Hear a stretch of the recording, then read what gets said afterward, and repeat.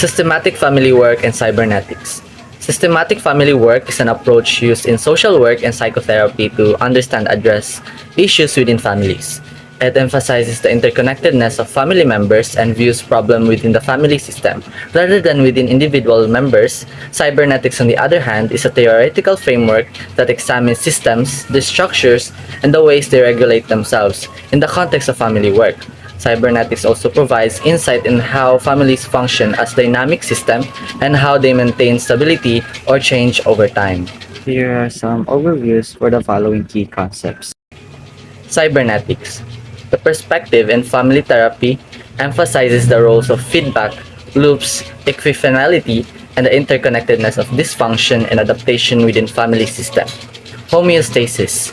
Homeostasis refers to tendency of family systems that maintain stability and resist over time, often leading to resistance from the family system when therapists attempt to introduce change. Feedback within systems.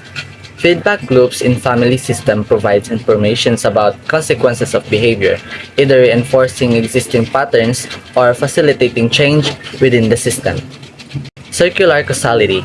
Circular causality suggests that interactions within families are reciprocal and cyclical, with each member's behavior influencing and being influenced by other behaviors of others. Life cycle transition. Family system experience transition over time as members go through various life stages, as marriage, parenthood, and empty nesting, which can impact family dynamics and relationship.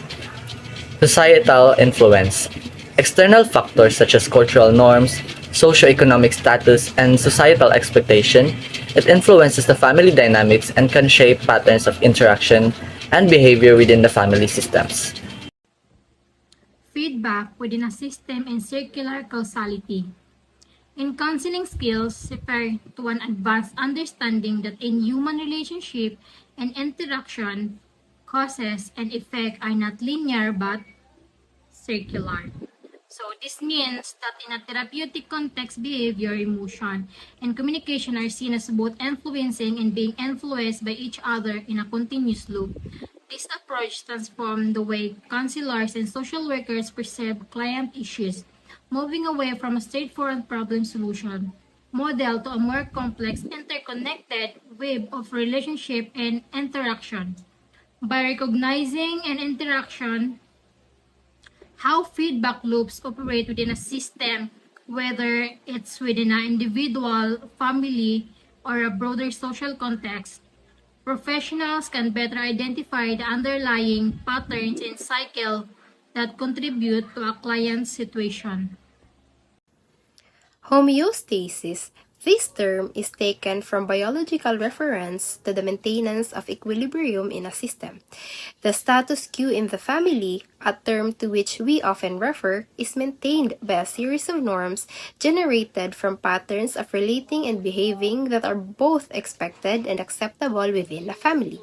Homeostasis is achieved by the regulating aspect of interpersonal relationships in the maintenance of patterns of behavior and the resistance change.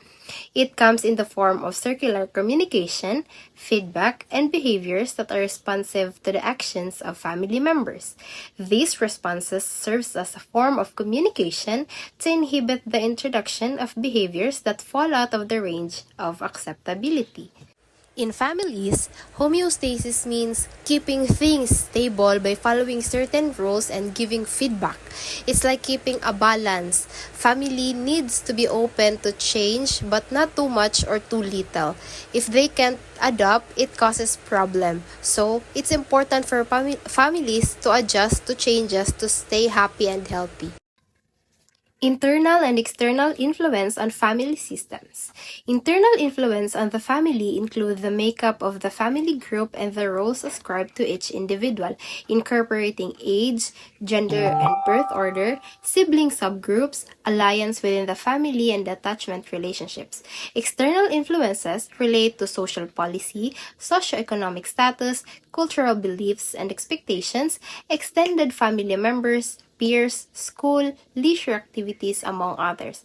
The complexity of potential influence combining to shape family, life, and for counseling purposes, the family dynamic is clear. In simple terms, internal influences on families are things that happen within the family, like who's in it and their roles. External influences come from outside, like money or cultural beliefs.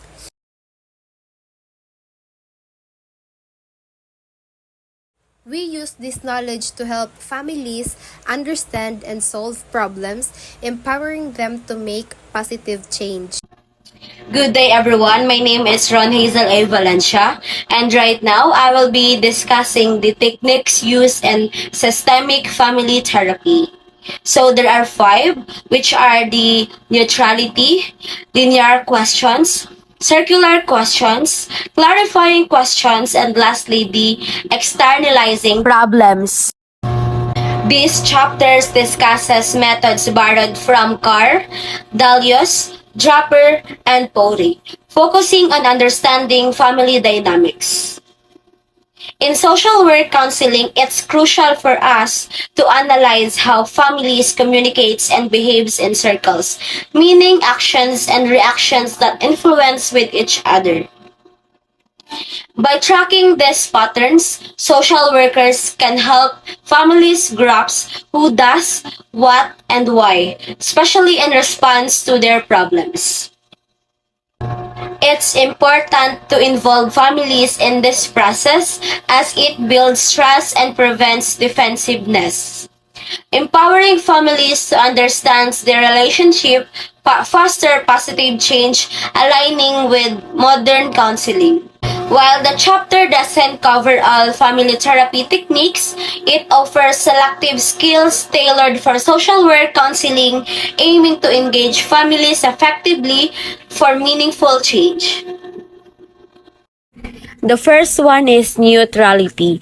Neutrality in family meetings means skillfully facilitating discussion without taking sides or expressing agreement or disagreement with any viewpoint. Acknowledges that each family member may see problems differently, while absolute neutrality is hard to achieve due to our inherent biases. Practitioners aim to remain impartial by monitoring their behavior and minimizing bias toward or against any family member. Quality requires a high level of reflexivity, the ability to reflect and action and practice while we are practicing.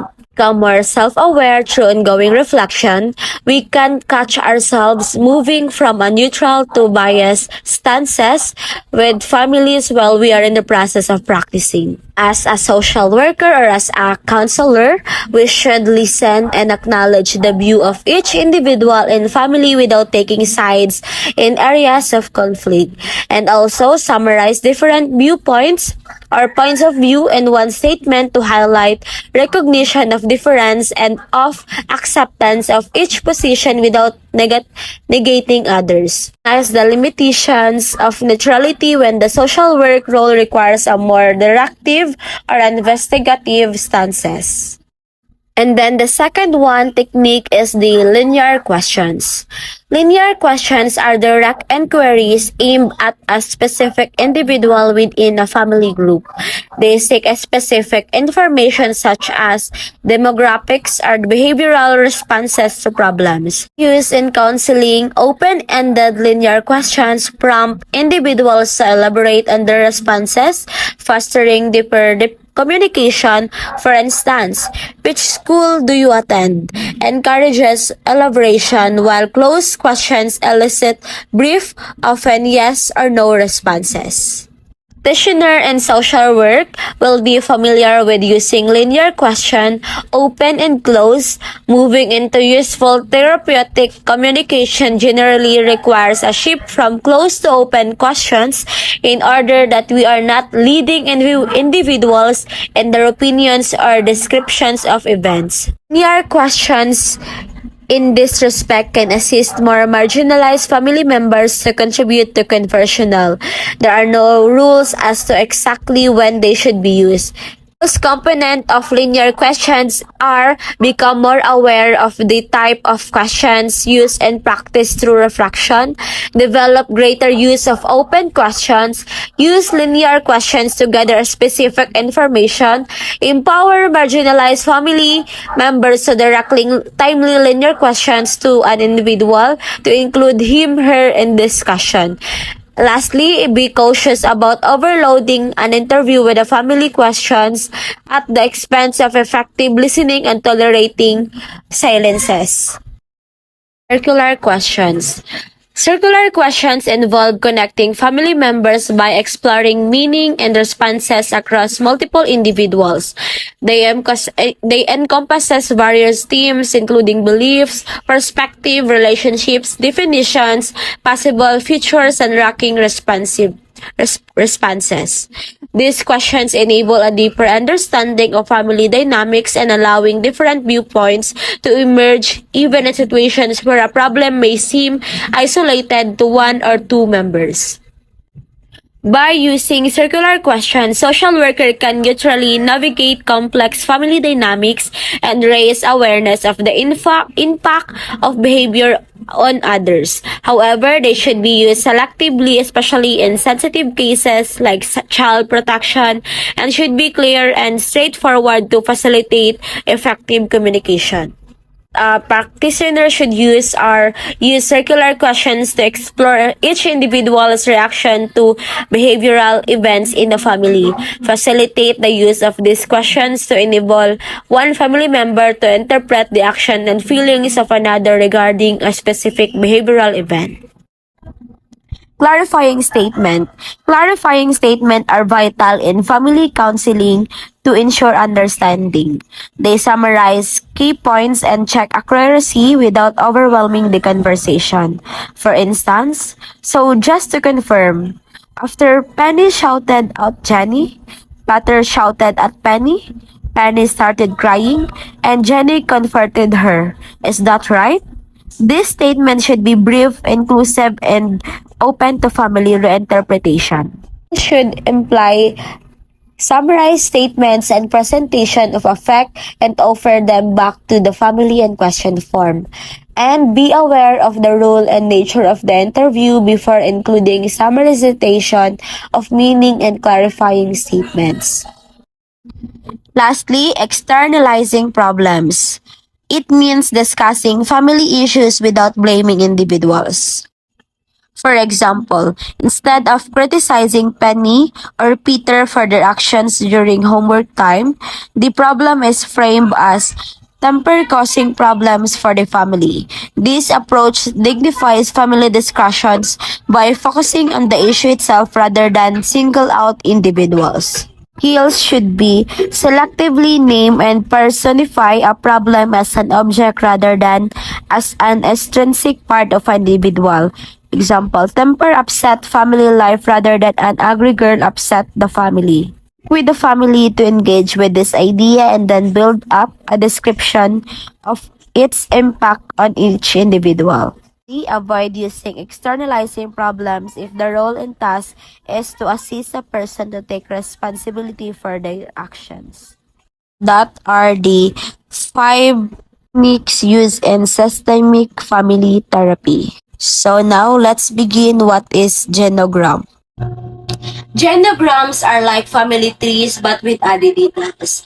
They visually represent family relationships across multiple generations using symbols for males, females, twins, and relationship types.